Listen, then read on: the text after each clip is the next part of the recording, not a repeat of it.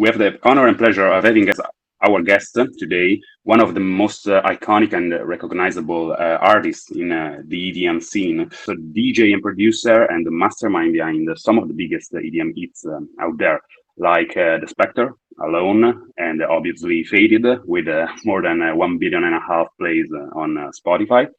And so, with over 25 millions of monthly listeners on Spotify, meet Alan Oliver Walker, aka Alan Walker. So, thank you for joining us.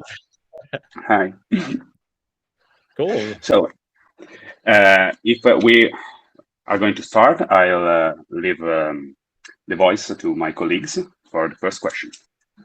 Okay, shall I start? Are you ready, Alan? Yeah, I'm ready whenever you are. Okay, so basically, we gave a listen to your Walkerverse, which will drop soon.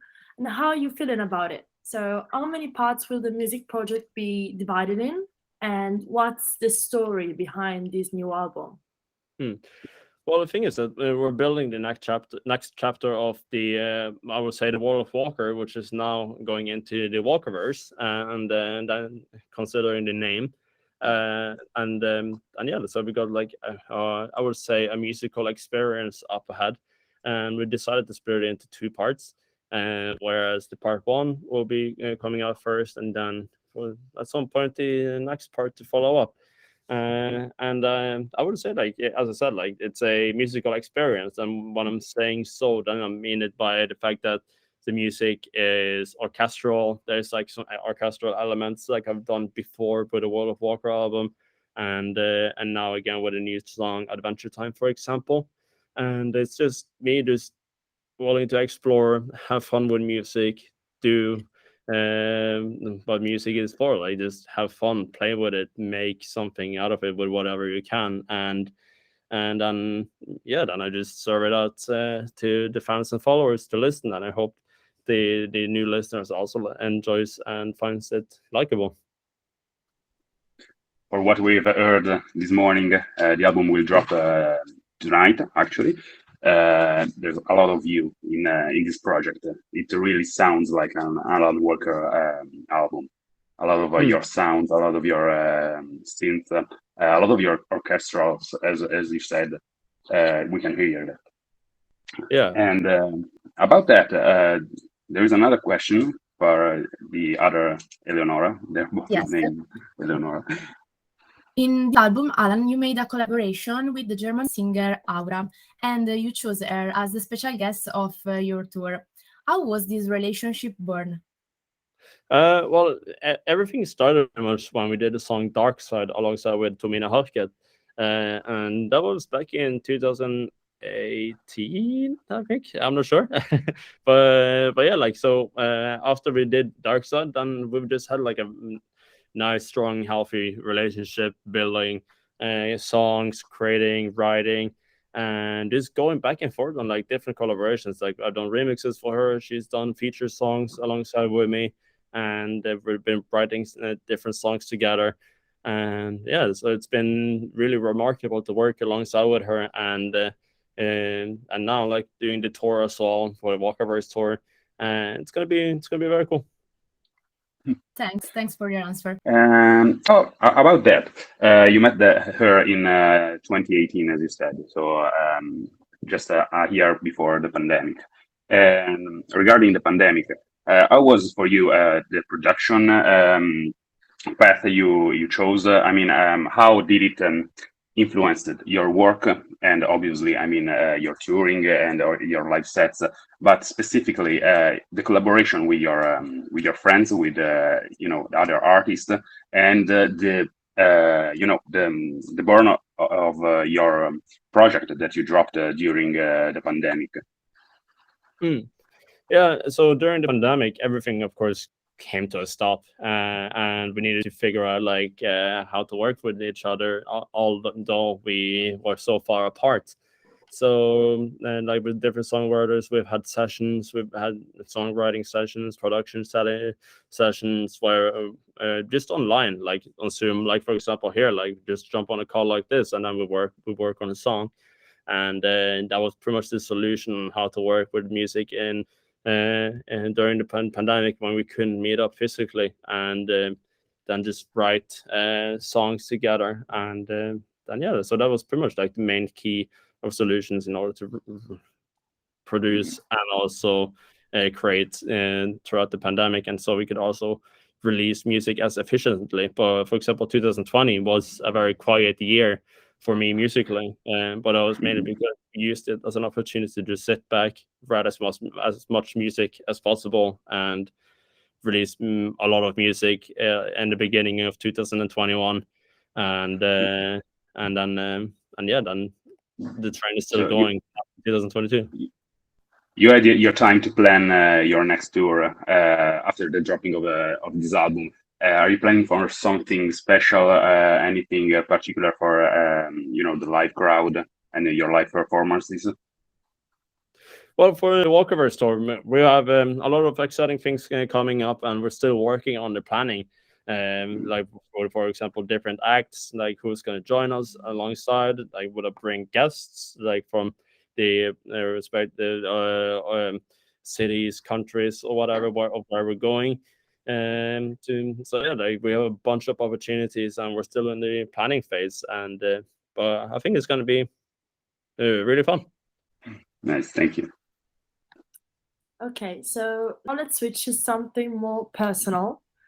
And we were wondering, since you collaborated with Hans Zimmer, you will probably have a soft spot for movie and video game soundtracks. So do you have a favorite one? What is it? Could you tell us? Well, my personal favorite song is Time by Hans Zimmer. And I think that's unchangeable. But like, for example, he just did his music for the new Top Gun movie, and you can just hear like the strings and all that in the movie. So really, really good. And so I actually always think about your music as a gaming kind of music. I mean, not only that, the orchestra is actually very epic and everything, but I mean, your music kind of goes very well with gaming. Do you kind of like to make maybe some kind of soundtracks for any video game in the future? Like Skrillex with Kingdom Hearts or something like that. If I had the opportunity, I would for sure love to do it. That'd be awesome, actually. Yeah, but I have also, I've also worked with, for example, PUBG Mobile when we did On My Way and the song Live Fast with A$AP Rocky. So that was a few songs I did with them. I need to check it out. I actually forgot about it. Sorry. Alan, we'd like to know what inspires you the most when you are in the studio in front of a new empty project. To me, it's just like sit down and just play around with the piano and just write something that feels right. It's hard to explain, but I just sit down, just mess around with a few keys and play some chords. And if I think it sounds nice, play like vary it in the melodies and all that. And then if I think it sounds like a cool melody, then I would just record it in the software and then mess around with the melody and later on in the project and just see what I could come up with. Nice. I have actually another question about your new album and actually your path in the future regarding new sounds, your orchestral, your arcs, and other kind of instruments based on even your passion about Hans Zimmer and your collaboration with him. Would you kind of like to use some live orchestra maybe in some future projects? It's not a bad idea. It's crossed my mind, but I've just been wondering like how on earth will I do it for me myself. But no, like it could be awesome to do something like that. And I've been to 2 or 3 of Hans Zimmer's concerts, and it's amazing like how everything just sounds, and it's so different when it's just pure melodies, instruments, and nothing is like pre-recorded. Yeah, it would be awesome actually to have an orchestra on during your live sets. Actually, it would be awesome. Someone already tried that, maybe Tiesto. I don't know, maybe with Adagio for strings. But that would be awesome.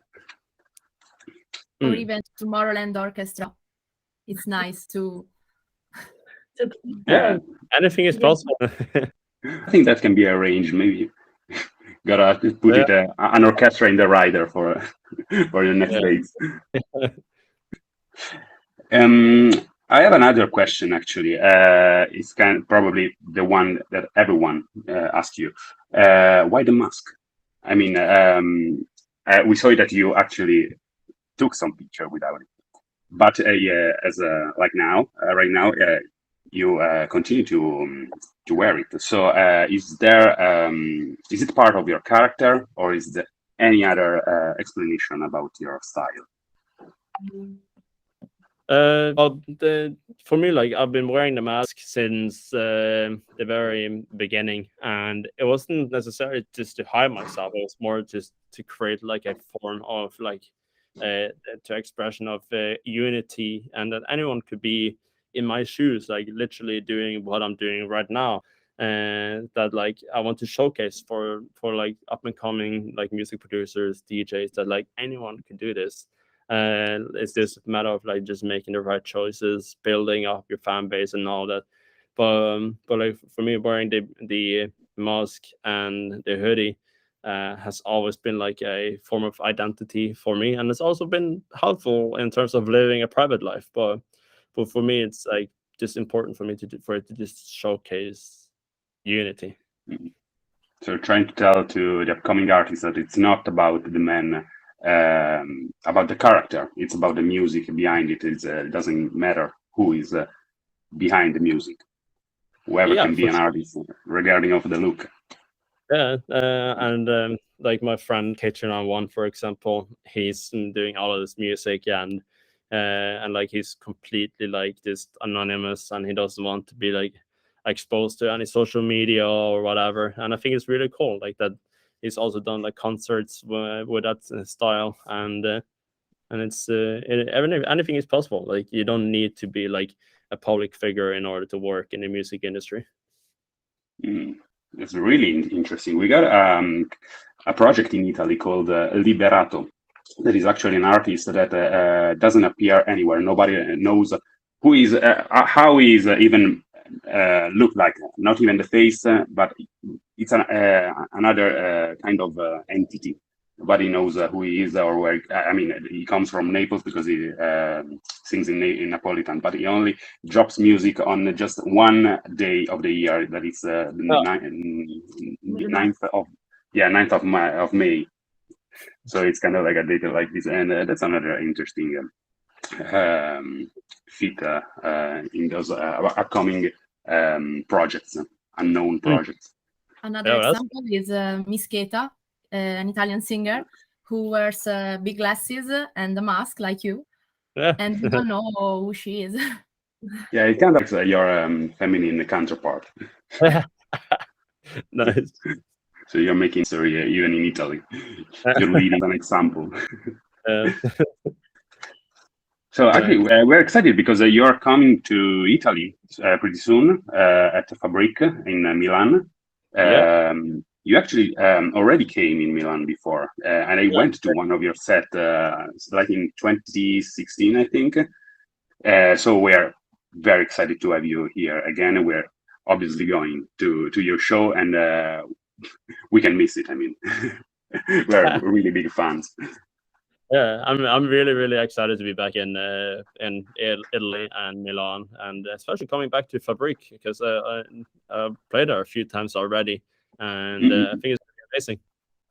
Yeah, it's actually 100 meters from my home, so I always go there, and I catch you a couple of times. So that's what the after party is. Yeah. How is the relationship with your Italian fans?